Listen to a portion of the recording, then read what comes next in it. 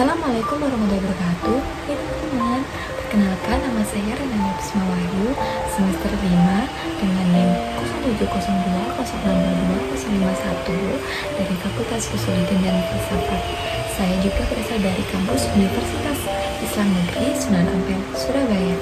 Baik, di sini saya akan membahas mengenai khazanah tasawuf dalam kurikulum pendidikan pesantren. Nah, kalian sendiri tahu apa itu pesantren, apa itu tasawuf ya? Oke, di sini aku akan menjelaskan meskipun kalian tahu atau mungkin ada yang belum tahu. Nah, jadi pesantren itu adalah suatu lembaga pendidikan Islam tradisional yang ada di Indonesia yang memiliki peran penting dalam membentuk moral, akhlak, dan spiritualitas santri. Nah, di dalam suatu pesantren itu memiliki elemen penting dalam bagian dari pendidikan, yaitu ajaran tasawuf. Nah, tasawuf sendiri itu apa? Tasawuf itu adalah ilmu yang mempelajari tentang penyucian jiwa untuk mendekatkan diri kepada Allah SWT.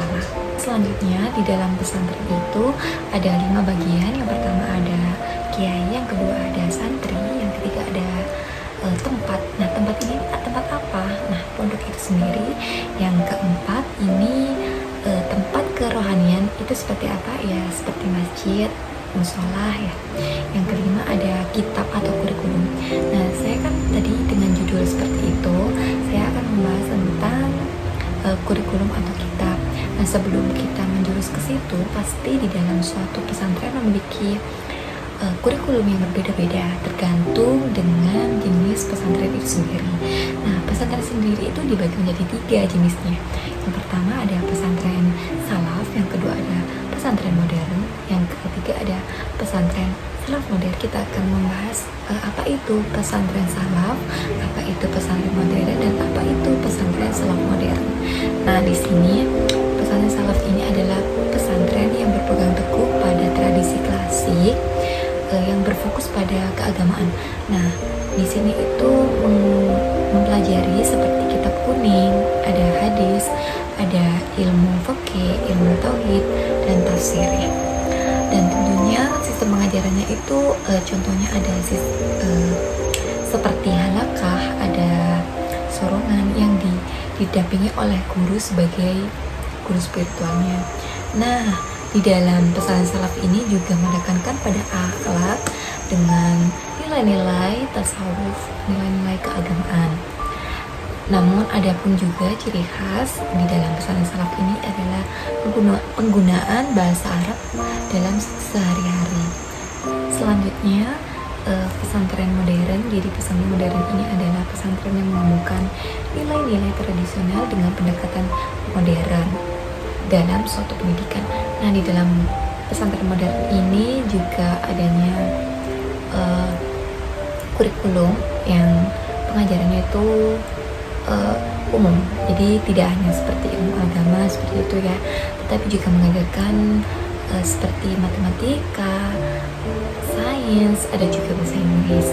Nah, ada juga di dalam pesantren modern ini memanfaatkan teknologi dan inovasi seperti internet, seperti media, seperti komputer. Dan juga di dalam pesantren modern ini mengembangkan di bidang keminatan kewirausahaan seperti pengembangan bisnis ya. Ada juga keuangan, ada juga pemasaran. Nah, di dalam pesantren ini juga ada juga tentang olahraga dan keterampilan. Ini untuk apa? Untuk mengembangkan minat dan bakat santri. Tujuannya untuk tidak hanya mengajarkan tentang keagamaan seperti pesantren salaf itu tadi ya, tapi juga mengajarkan hal-hal dalam kehidupan sehari-hari ya. Baik, yang ketiga itu pesantren salaf modern, itu yaitu pesantren yang menggabungkan nilai-nilai di dalam pesantren salaf dan juga pendekatan modern dalam pendidikan.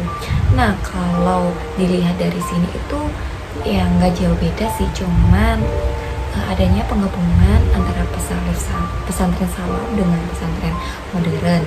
Nah, biasanya itu tentang apa ya, pengajarannya itu juga ada kitab kuning yang sama, terus tauhid juga, tafsir ada, fikih juga ada, hadis juga ada, namun juga ada pendidikan umum seperti matematika, sains, bahasa Inggris, ada juga keterampilan kewirausahaan tentang manajemen bisnis, ada juga tentang keuangan, pemasaran. Jadi ini adalah penggabungan antara salaf juga modern, makanya disebut dengan pesantren salaf modern. Adapun juga di dalam pesantren itu ada penerapan tazkiyatun nafsi. Apa itu tazkiyatun nafsi? Jadi tazkiyatun nafsi itu adalah proses penyucian jiwa. Penyucian jiwa itu untuk pembentukan akhlak pada santri ya, untuk memperbaiki akhlak, moral dan juga spiritualitas pada santri. Nah, kalau dari ajaran yang dikemukakan oleh Al-Ghazali itu terdapat tiga. Yang pertama itu tahali itu adalah memasukkan diri dari hal-hal keburukan ya, dari hal buruk kita memasukkan diri, dari yang tercela apapun itu kita buang ya. Yang kedua ada tahali, yaitu menghiasi diri dengan kebaikan. Yang ketiga ada tajali, ini sebagai penerapan dalam kehidupan kita sehari-hari. Yang selanjutnya yaitu tentang pengajaran tasawuf di dalam suatu pesantren. Yang pertama itu pengadaptasian di era modern. Sebenarnya ini tantangan lebih ke itu ya, pesantren salaf, karena kan di dalam pesantren salaf ini mengajarkan dalam kehidupan sehari-hari bahasa Arab ya. Jadi di era yang modern ini atau di era digital seperti ini pastikan adanya pengembangan zaman dengan kosakata baru. Jadi itu juga masuk tantangan besar dalam pengembangan bahasa Arab ini di dalam pesantren salaf. Oke, selanjutnya yaitu tentang pengembangan kurikulum. Karena di zaman yang semakin modern ini banyaknya santri yang memiliki bermacam-macam karakter, memiliki ciri khas pada santri itu sendiri. Maksudnya ini karakter seorang santri itu sendiri kan bermacam-macam ya. Jadi pengembangan kurikulum ini sangat penting.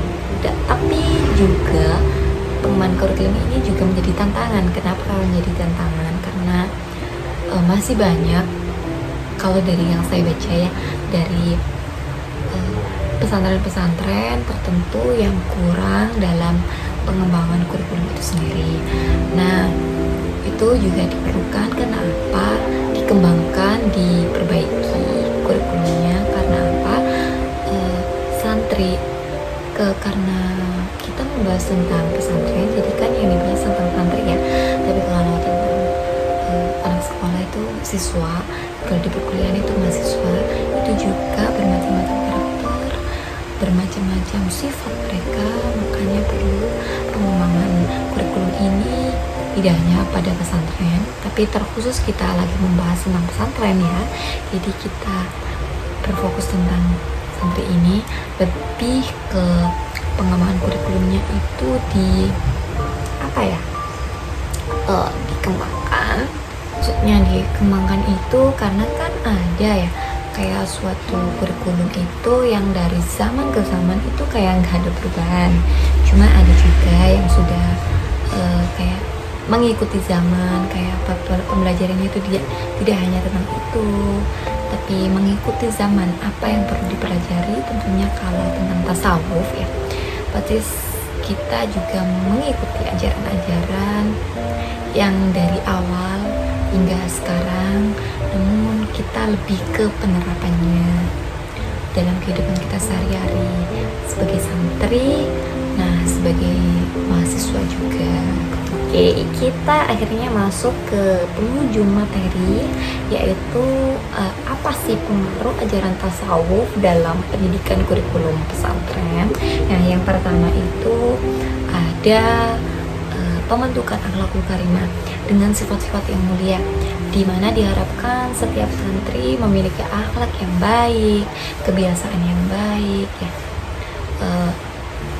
beradab tentunya tidak hanya kepada orang tua, kepada kiainya, kepada gurunya, kepada temannya, bahkan kepada orang yang lebih tua dari kita, meskipun orang lain, tapi kita harus perlu untuk beradab, itu yang dinamakan akhlakul karimah. Juga pembentukan spiritualitas santri dan juga pembentukan moralitas dan intelektual pada santri. Karena di zaman yang sekarang ini, kenapa kalau tadi saya membahas tentang zaman sekarang ya, karena banyaknya dari kasus-kasus yang pernah ada di pesantren itu kan, banyaknya kasus itu di era modern seperti ini ya, dibanding yang dulu-dulu, karena perkembangan zaman itu mempengaruhi pada diri seseorang atau diri seorang santri ya, dalam kehidupannya, tentunya mempengaruhi hal-hal buruk, hal-hal kebiasaan yang kurang patut dicontoh ya. Nah, seperti itu. Nah, di dalam pesantren ini pastikan juga punya harapan kepada santrinya untuk memiliki dari akhlakul karimah, memiliki moral yang baik, memiliki intelektual yang baik, memiliki spiritualitas yang tinggi, ya, seperti itu. Baik, terima kasih atas perhatian kalian dalam memperhatikan video saya. Saya ucapkan terima kasih banyak, dan tentunya saya mohon maaf apabila ada salah kata, kurang jelas atau kurang berkenan. Semoga ilmu ini bermanfaat bagi kalian. Akhir kata dari saya, wassalamualaikum warahmatullahi wabarakatuh.